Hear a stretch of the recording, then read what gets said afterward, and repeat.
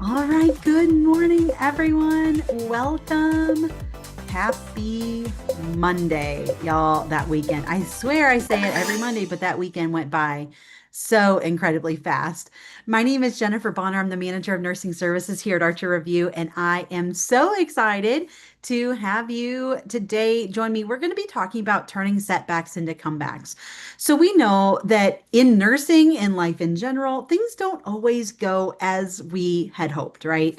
There are lots of things that can occur that change our plans, right? And the same is true with the NCLEX.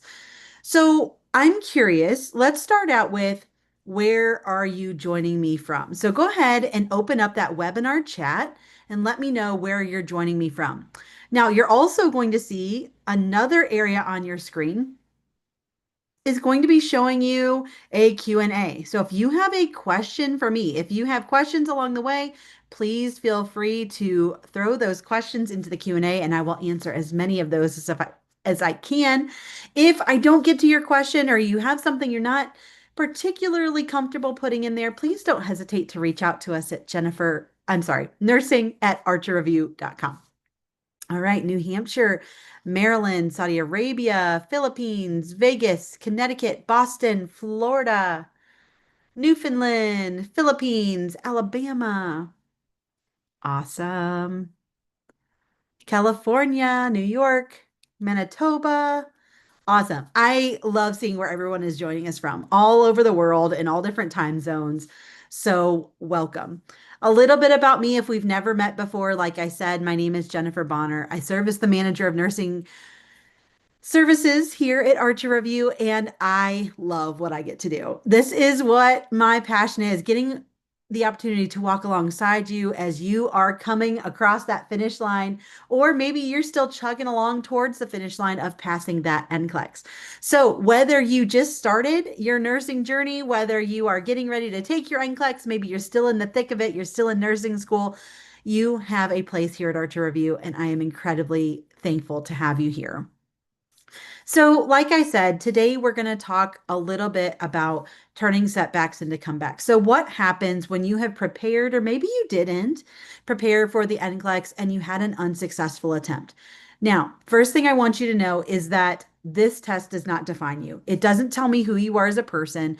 It doesn't even tell me who you are as a nurse. What it does tell me is that you are human and that this test opportunity was not your time to pass. That doesn't mean it's a forever no, it just means it's not this time. And so today we're going to talk about a lot of different things. We're going to chat about reasons why we fail. What do we do when that happens? We're going to talk about some of the triggers and how to overcome those and move forward successfully. So I'm curious, how many of you, if you feel comfortable, let me know, raise your hand. Let me know how many of you have taken the NCLEX more than once.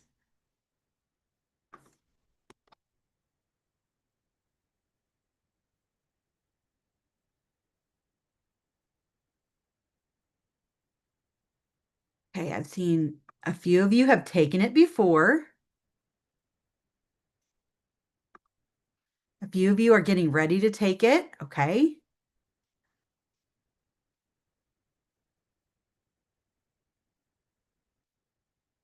A few of you have taken it a couple times. That's all right too.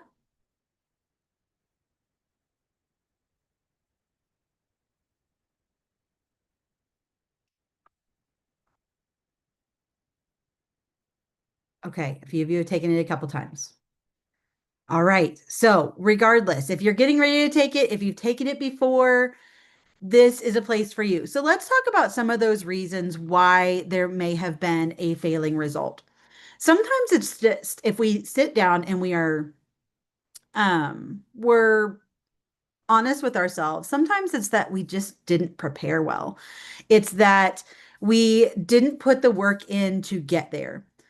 Sometimes it's that we're overthinking. We're starting to put more words in the questions than's actually there. Sometimes it's an anxiety issue. Sometimes that it's we just didn't know how to study. We put in the preparation, but we just didn't know how to really study well. And then other times we're cramming. How many of you, listen, I am a repeat offender. How many of you did some cramming for nursing exams? I was one that if I saw an opportunity, I thought, hey, I can go ahead and partake in this activity, and then I'll just stay up late and I'll get that studying done, even though it's the night before. Listen, the night before, if we don't know it, we're not going to know it. And sometimes cramming gets us through those nursing school exams, but it's not something that's going to help us overcome the NCLEX. And so, one thing that I want you to understand is that this is different for every student. Not every student is going to have the same pitfalls. Some of us struggle with poor study skills. Some of us struggle with just time management. And so it's important that we sit back and go, hey, what was it? And so I'm curious, as you think about your previous attempts, do you feel like they're still weighing you down? Do you feel like you're still defined by those last attempts? Or is it something that you're like, you know what? It's part of my story and we're ready to move forward? I'm curious. Let me know how many of you are still stuck on, man, this happened. What am I going to do? Feeling weighed down. Okay, I'm seeing a few of you that are struggling with that. And it's okay. I know sometimes when we get those, especially when it's something that we are not expecting, it's really difficult. We need that grieving period. And so that's something that I want to encourage you in is take that time to grieve that loss because it looks different than what we had anticipated, right? So we want to think about a mindset reset. So this happened, but what can we do going forward? I want you to take a few deep breaths. Just okay, it's okay if we're not successful on our first attempt. Now, it's not ideal because trust me, we want to be one and done, right?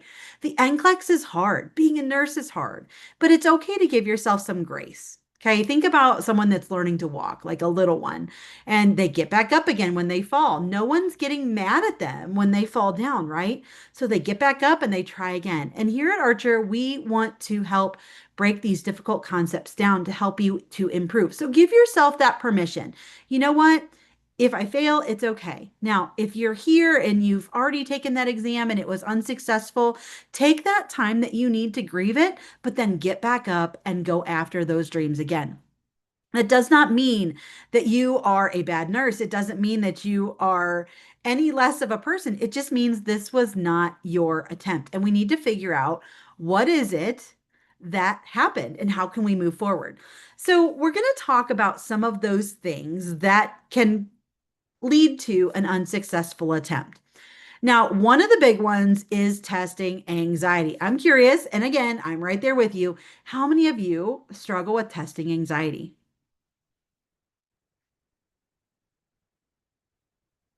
This is very common.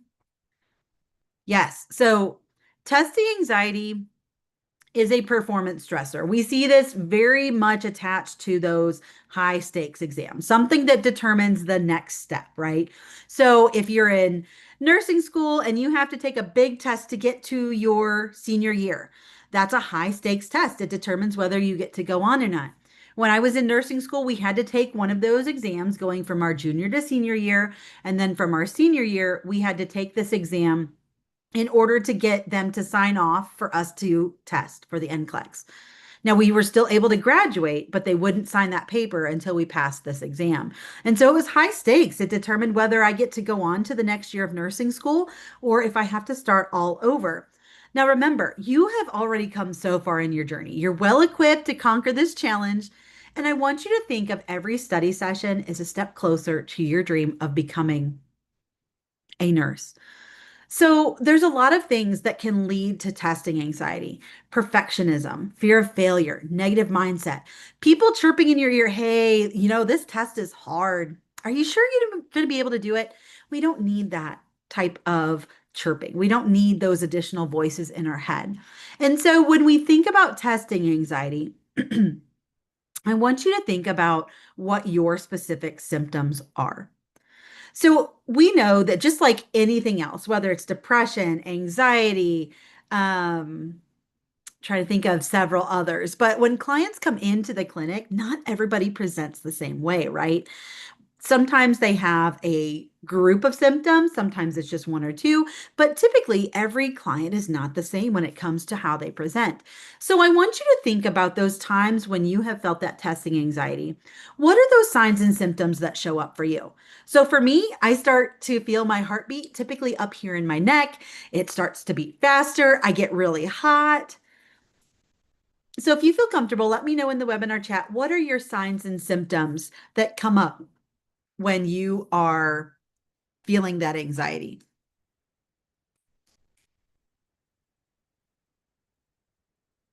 Stomach upset, sweating, yes, palpitations, And that's really interesting because as nurses, we're going, wait a minute, we're not supposed to feel this way, right?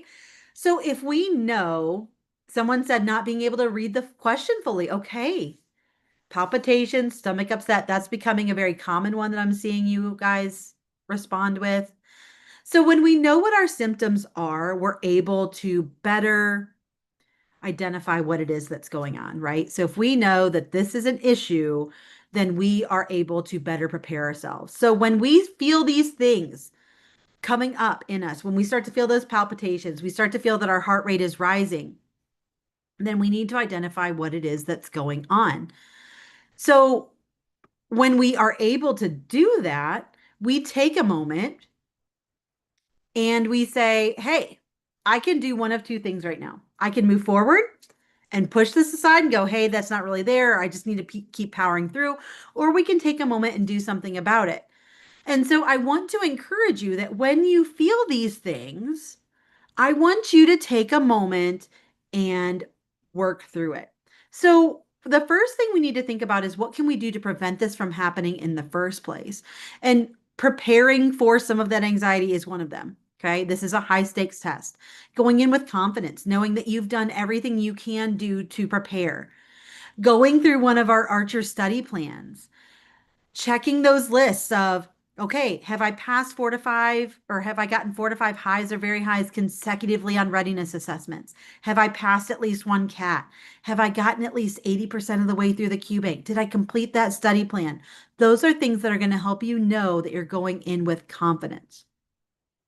Now, what do we do to combat it? So now that we're preparing for, we need to try to do our best to be prepared, right?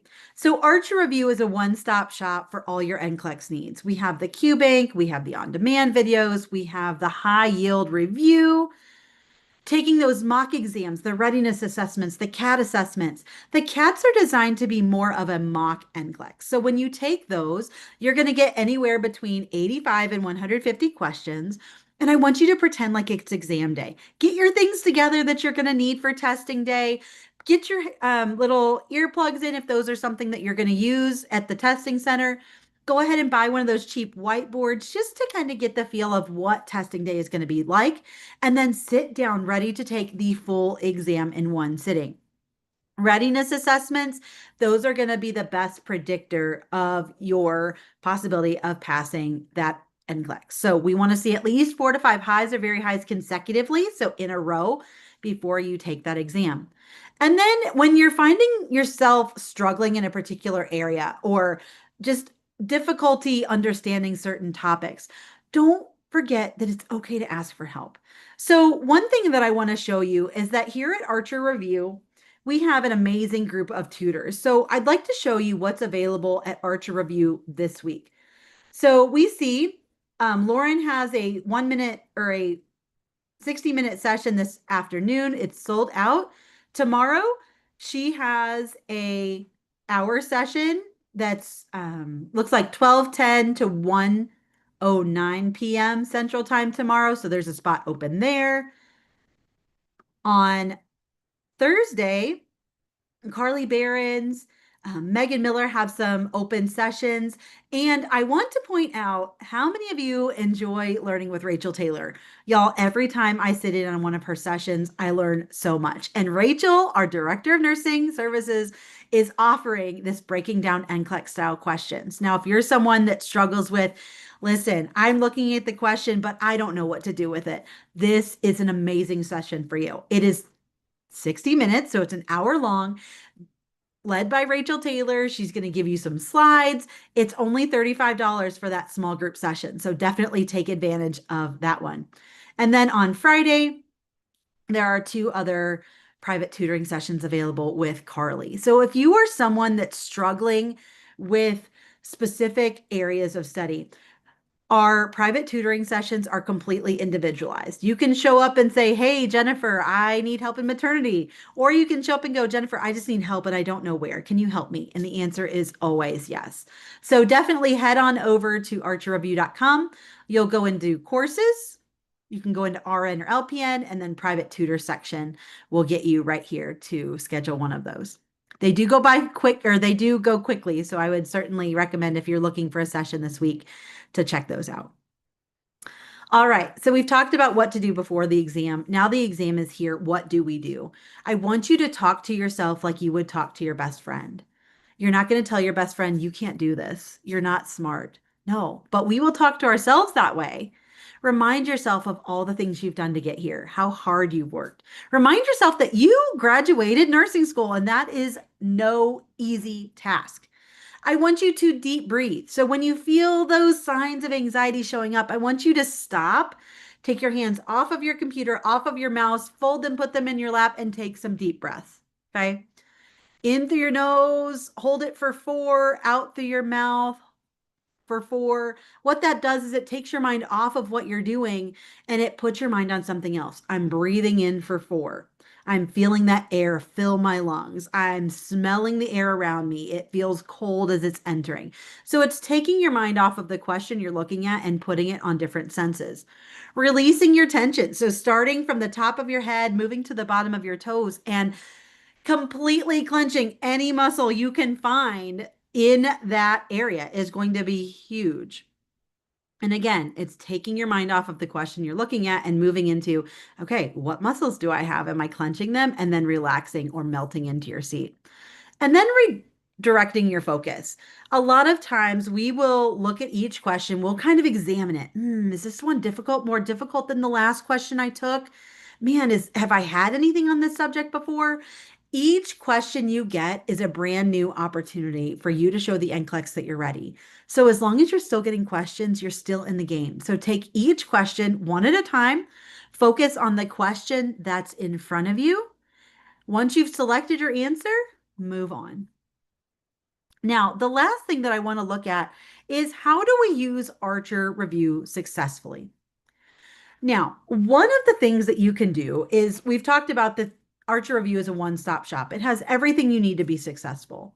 So once you've chosen your study plan, so we have anything from a 4-week to a 12-week. If you are brand new out of school, you've taken an NCLEX prep course, I'm going to recommend the 4-week or the 6-week plan for you. If you are someone that's a repeat test taker, typically the 9-week or the 12-week study plan is going to be a little better to give you that opportunity to really focus on that information. But I want you to engage in the Q Bank. So as you are going through the questions, read it out loud, rephrase it in your head. Think about some of those testing strategies that we talk about from time to time.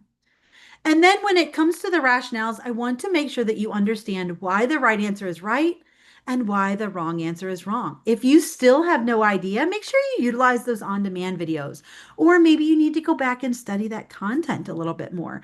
Listen, there have been times when I've taken questions and I had no idea what the medication was, what it did. And I know, hey, that's something that I need to keep a little notebook next to me right there. And I need to go back and say, hey, I should probably look at this. I should probably go back and study this a little bit more because I am not familiar. So make sure that you're just not skipping through the questions, but you're really engaging with that rationale to understand the why behind the question. When you are watching the videos, again, that active engagement is so important. Watch the on-demands in small sections. If you have the newest version, they are already broken down into those smaller sections, which is really nice. Pause and reflect after each section. Make sure that you understand those major concepts that were just discussed. See if you could even verbalize them. That's sometimes helpful. And then try to ask yourself, what were the takeaways? And can I explain this to someone else? That gives you a gauge on if you completely understand or not. And then make sure you're taking breaks. Sometimes we try to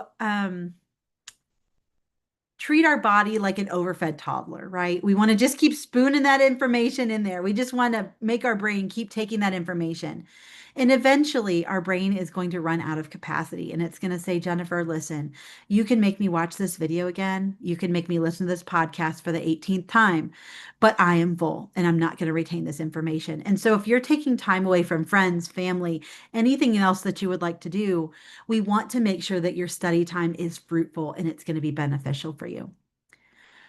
Now, any questions before we go forward? We're going to talk about some other study methods that can be helpful, but I want to make sure that I am answering questions that you might have.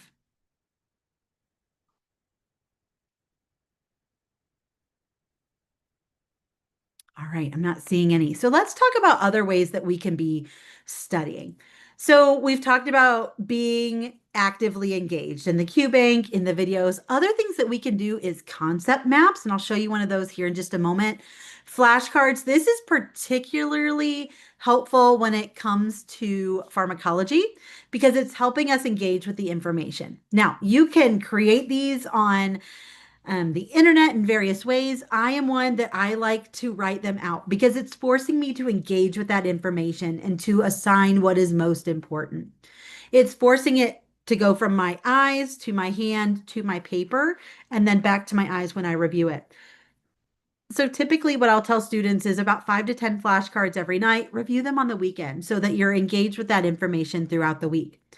A whiteboard. Now, this is really seems probably silly, but this can help you because it is something that you actually get on the NCLEX. So as you're going through your questions, utilize your whiteboard. Get used to using that. Get used to having it in your possession. Take notes. So if we're going through this today and you're trying to write down verbatim what I just said, I want you to try to put it in your own words because, again, we're processing that information. And I want you to see it in your words and your handwriting, including your pharmacology in whatever area of study you're in. So we know pharmacology is sneaky. It's got its little tentacles in every area of nursing. So if today you're studying maternity, I want you to pay attention to those tocolytics, the oxytotics, things like that. If you are in mental health, I want you to pay attention to those benzos, to things like lithium. So make sure that you're adding in that pharmacology to whatever area of study that you are particularly looking at for that time frame or that day. And then talk out loud. This seems a little silly, especially if you are alone or even if you're with other people in your home. I know not everyone lives alone, but this, again, hearing your voice explain these concepts can be really helpful. And then get out your dreaded concept list. I want you, if you don't have one, make a list of the things that you are not excited about. Typically, pharmacology is going to be at the top of that list, at least it was for me. And I want you to tackle those one at a time. So for 1 week, every day, I want you to spend just 3 to 5 minutes writing out what you know on each of those concepts. And then I want you to start comparing your notes and adding things as you go through. Go back, see what you know, see what you can add in. That's really helpful. So, the last thing I am going to leave you with is I want to show you how to do a concept map. Now, these are really fun, and I really enjoy these when it comes to pharmacology. So, for example, today I'm looking at hypertensive medications. So, I want to think in general, what do I want to know about hypertensive medications? Well, I want to make sure that I'm talking to my clients about what a proper diet is. What are some things that they can be doing to lower their blood pressure just with their diet or exercise? I want to make sure that I educate them. Do not stop taking these abruptly. Okay. That can lead to some really bad side effects. No alcohol, no other herbal medications without their healthcare provider knowing. Those are things that I want to know about the whole hypertensive medication. And then I'm going to start breaking these down. I'm going to break them down into my ACEs, my calcium channel blockers, my ARBs, my beta blockers. So I know what sections are included in my hypertensive medications. And then I'm going to go with examples. So my ACEs are my prills. So that is something I definitely want to include because I want to remember, hey, if I see a prill medication, I know that's an ACE. So things like lisinopril, enalapril, captopril, those are my ACEs. Now, what do they do? They're inhibiting the angiotensin converting enzymes. Okay. And so what happens is when this is working, we have a vasodilation and less aldosterone production. So we're going to lower that blood pressure. And then I also want to know what side effects are there. Now, caveat, if there happens to be a reversal medication, an antidote, certainly include it here. If there are specific labs or vital signs that need to be assessed, think digoxin. Okay. Make sure you're putting these in this concept map as well. So if it has an antidote, I'm going to put that here. And then I'm going to put my side effects. So angioedema, cough, change in taste, elevated potassium. This is a great way to organize your information. So when you are creating your concept maps, handwrite them. Again, it's going to go from your eyes to your brain to your hand to your paper, and then we're going to start the process over again. Use different colors. So you're going to notice my concept map had different colors. I have a pen problem. I have about any pen that you can imagine. And so I like to use those different colors. If I am working on the blood flow through the heart, then I'm going to use red and blue, right? My oxygenated and deoxygenated blood. Those are really helpful. And then I'm going to prioritize my content. So I'm going to utilize whatever is most important. I'm going to highlight those key concepts. So antidotes is a big one. And then I want you to try to make a new concept map every few days. Now, this is really helpful because you can go back to those previous concept maps to see what can you fill in, what still needs a little work, and then make sure you're going back to review those as you go. So remember, here at Archer Review, we are committed to your success. So if you are just getting started, maybe you're not sure where to go, please don't hesitate to reach out to us, nursing@archerreview.com. We're absolutely happy to help however we can. If you're interested in our SurePass combo, it's our #1 recommended package, has the one-stop shop, everything you need to be successful. RNs, I want you to check out this QR code, LPNs on this side. And remember, we are one big family. Whether you've just committed to go to nursing school, you're in the middle of it, you've just graduated, getting ready to take your NCLEX, or you're coming back to be a nurse practitioner, we are here for you. And we have a community that is ready to come alongside you and encourage you in this process. So again, thank you so much for your dedication to your success. Thank you for joining me. Please don't hesitate to share this with your friends. This will be available on both our Facebook page and our YouTube channel. So don't hesitate to share with those who need it. So thank you so much for joining me. Happy studying, and we'll see you back next week. Take care, everyone.